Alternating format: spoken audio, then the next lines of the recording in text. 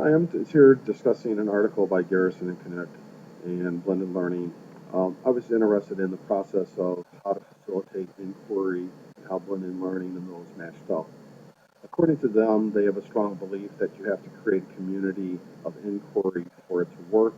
Quoting them, the community provides the stabilizing, coherent influences that balance the open communication and limited access to information in the internet.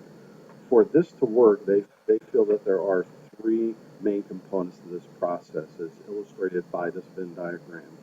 The first one is the actual cognitive presence. Obviously, I think that would probably be most easily for most teachers is narrowing down the content that's wanted, and the selected content perhaps is the more difficult part for most teachers is kind of getting down to the really nitty gritty of the content. The second one is the social aspect and the social presence. The community has to have both the cognitive and the social presence for this process to be successful. Obviously, the blending learning process now with the actual teacher presence in the blending learning atmosphere adds a component to socializing. So when we look at the actual article, it talks about having this critical discourse up here, the supporting discourse that most of our articles have talked about. But the whole idea is to create this community of learning that goes through by actually using this process.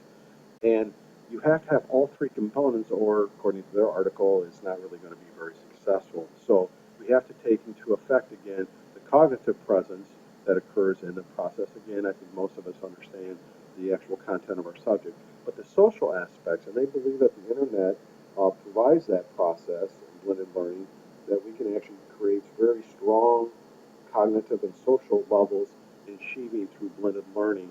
And this is done through a variety of techniques, perhaps again that are not really clearly defined, but provides that opportunity for students to create that social aspect actually in their realm.